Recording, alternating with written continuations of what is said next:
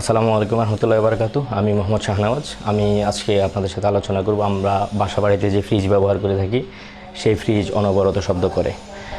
তো এই ফ্রিজ আসলে অনবরত শব্দ করে বলতে ফ্রিজের মধ্যে যে কম্প্রেসার ব্যবহার করা হয় সেই কম্প্রেসার ক্যারক্যার ক্যারক্যার শব্দ করতে থাকে এবং অন্য বিকট ধরনের শব্দ করতে থাকে। এই বিভিন্ন ধরনের শব্দ কেন করে থাকে এটা আজকে আপনাদের সাথে আমি আলোচনা করব। বাসাবাড়িতে আমরা যে ফ্রিজ ব্যবহার করি সেই ফ্রিজের মধ্যে একটি ছোট কম্প্রেসার থাকে নিচের অংশে।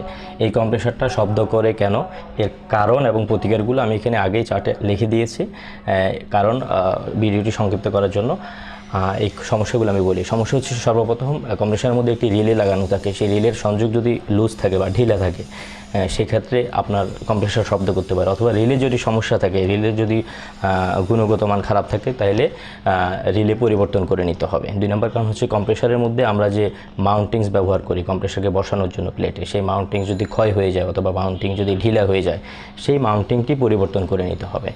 এরপরে 3 নম্বর কারণ হচ্ছে লো ভোল্টেজ যদি লো থাকে, আমাদের পাওয়ার ভোল্টেজ যদি পাওয়ার লাইনে যদি বা লাইন ভোল্টেজ যদি কম থাকে সেক্ষেত্রে লাইন ভোল্টেজ সঠিক পরিমাণে প্রদান করার চেষ্টা করতে হবে, চেক করে নিতে হবে এটা। 3 নম্বর কারণ হচ্ছে মোটরের কম্প্রেসারের হচ্ছে ভিতরে যে পিস্টন বা শ্যাফট বা রোটর থাকে সেটি যদি জ্যাম হয়ে যায় সেক্ষেত্রে কম্প্রেসার সঠিকভাবে পাম্পিং করতে পারে না।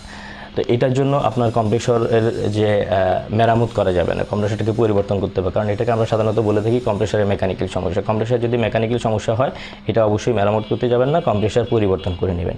এই 4টা উল্লেখযোগ্য কারণ আছে, বিশেষ